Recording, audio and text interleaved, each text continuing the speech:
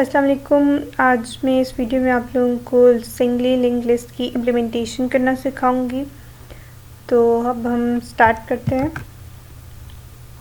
मैंने एक package create कर लिया है सिंगली लिंक लिस्ट का एंड उसमें एक क्लास है ऑलरेडी। अब मैं एक और क्लास बना देती हूँ, नोड क्लास, जिसमें हमारे पास नोड आ जाएंगे लिंक लिस्ट के। एक नोड जो होता है लिस्ट का, उसके दो पार्ट होते हैं, एक डाटा पार्ट होता है और दूसरा पार्ट होता है नेक्स्ट। नेक्स्ट जो है हमारे पास, उसमें हमारे पास हमेशा एड्रेस होता है, तो दैट्स वाई मैंने इसको नोड टाइप का रखा है। अब मैं एक कंस्ट्रक्टर बना लेती हूँ नोड क्लास का, जिसमें मैं डाटा को इनिशियलाइज़ करा दूँगी डी से एंड नेक्स्ट जो है वो इनिशियली नल होता है, तो that's why I do this. ये हो गया। अब मैं इसमें एक डिस्प्ले का मेथड बना लेती हूँ क्योंकि मुझे नोड्स को डिस्प्ले भी कराना होगा। सो मैं यहाँ पे प्रिंट कराऊंगी डाटा पार्ट को। डाटा पार्ट को मैंने प्रिंट कराना है यहाँ पे, ऐसे हो गया, ये हो गया, सही हो गया। अब मैं एक और न्यू क्लास बना लेती हूँ जिसको मैं लिंक लिस्ट का नाम दूंगी।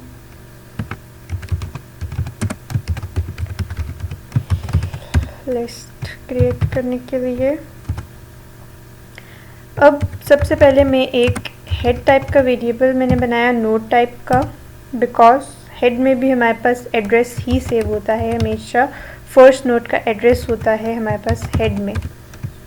लिंक लिस्ट का मैंने यहाँ पे कंस्ट्रक्टर बना लेती हूँ जिसमें मैं हेड को नल से इनिशियलाइज कराऊंगी और एक एम्प्टी जो लिंक लिस्ट होती है उसका हमेशा हेड जो होता है वो नल होता है। इसमें अब मैं आपको दो मेथड्स बता देती हूँ, एक इंसर्ट एट बिगनिंग का मेथड जिसमें मैं जो डाटा है वो लिस्ट के स्टार्ट में इंसर्ट कराऊंगी। सो इसमें क्या होगा कि मैं सबसे पहले नोड क्लास का ऑब्जेक्ट क्रिएट करूंगी। मैंने उसका रेफरेंस वेरिएबल न्यू नोड दे दिया। नेक्स्ट ऑब्जेक्ट क्रिएट किया मैंने एंड देन इसके कंस्ट्रक्टर के लिए मैं इसमें री पास कर दूंगी। नेक्स्ट अब क्या होगा कि जो न्यू नोड आएगा उसका जो नेक्स्ट पार्ट है उसको मैं हेड के इक्वल कर दूंगी। यस, हेड के इक्वल कर दूंगी एंड देन मैं क्या करूंगी कि हेड को न्यू नोड के इक्वल कर दूंगी, बिकॉज क्या हो रहा है कि न्यू नोड डॉट नेक्स्ट को मैंने हेड के इक्वल इसलिए क्या कि फॉर एग्जांपल अगर ऑलरेडी कुछ पड़ा हुआ है आपकी लिस्ट में तो न्यू नोड का जो नेक्स्ट पार्ट है वो हेड के इक्वल हो जाएगा। न्यू नोड का जो नेक्स्ट पार्ट है उसको मैं हेड के इक्वल कर दूंगी कि अगर फॉर एग्जांपल हेड में ऑलरेडी किसी का एड्रेस पड़ा हुआ है, अगर ऑलरेडी लिस्ट में कुछ इंसर्टेड है तो उसका एड्रेस जो है वो इसके नेक्स्ट पार्ट को दे देगा और हेड को वो न्यू नोड का एड्रेस दे देगा। तो अब हेड के पास न्यू नोड का एड्रेस है, यानी कि फर्स्ट नोड जो है अब वो न्यू नोड बन गया है और न्यू नोड डॉट नेक्स्ट में हेड में जो प्रीवियसली एड्रेस पड़ा हुआ था वो चीज़ आ गई है। ये हो गया, ठीक हो गया। अब नेक्स्ट हम इंसर्ट एट एंड करा के देखते हैं डिफरेंस चेक करने के लिए एंड ये हो गया। अच्छा, अब इंसर्ट एट एंड में मैं क्या करूँगी, मैंने एक नोड टाइप का टेम्प वेरिएबल बनाया जिसको मैंने आइटरेट कराना है, वो हेड के इक्वल होगा, वो हेड के इक्वल होगा एंड देन अब मैं क्या करूँगी, कंडीशन मेरी आ जाएगी while temp dot next is not equal to नल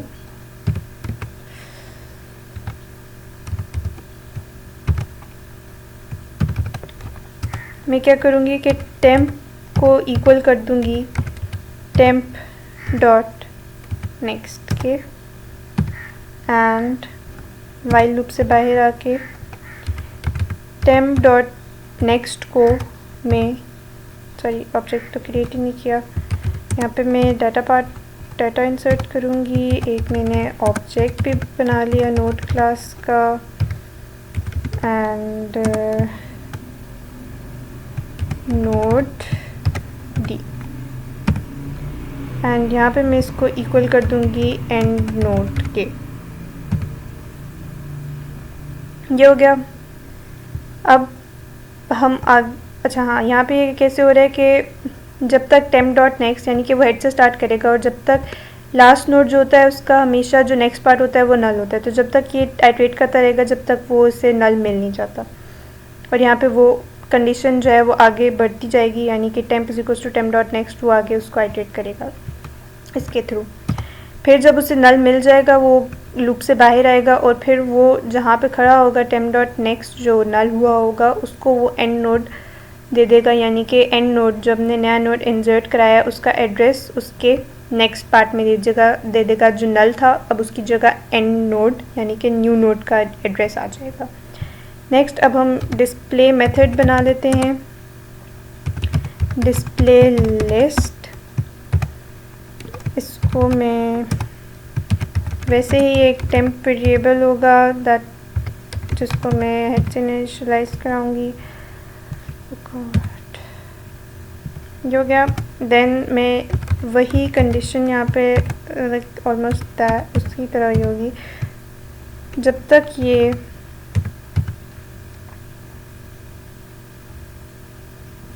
नल के इक्वल नहीं हो जाता टेम्प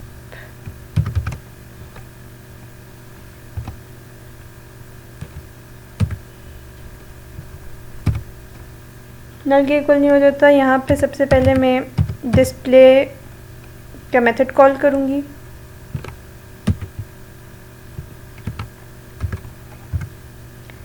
नोड वाली क्लास में से, और उसके बाद मैं इसको आइटरेशन की कंडीशन होगी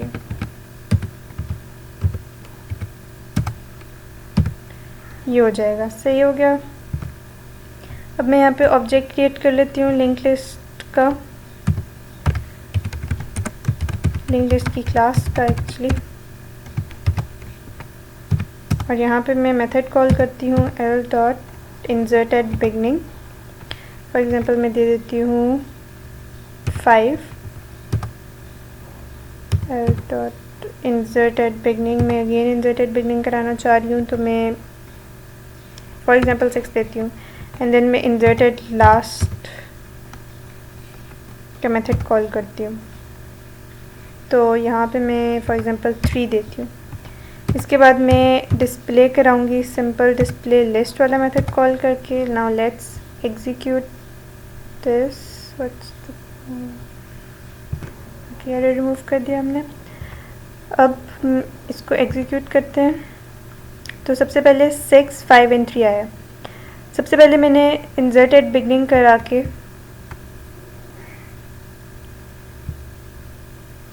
5 को मैंने इंसर्ट कराया था। सबसे पहले 5 इंसर्ट हुआ, जब मैंने दोबारा इंसर्ट एट बिगनिंग का मेथड कॉल किया तो 6 इंसर्ट एट बिगनिंग हुआ। फिर इंसर्ट एट एंड किया तो 3 जो था वो लिस्ट के एंड में हमारे पास डिस्प्ले हुआ। तो इससे हमें क्लियर हो जाता है कि किस तरह से इंसर्शन हो रही है। और अगर एफिशिएंसी की बात देखी जाए तो इंसर्ट एट बिगनिंग जो है हमारे पास ज़्यादा एफिशिएंट है, क्योंकि वो स्टार्ट में ही इंसर्ट करा देता है डाटा पार्ट को, उसे आइट्रेट करके आगे नहीं जाना पड़ता। तो एफिशिएंसी के लिहाज से देखा जाए तो इंसर्शन एट बिगनिंग जो है वो ज़्यादा एफिशिएंट होती है। So that's it. Thank you.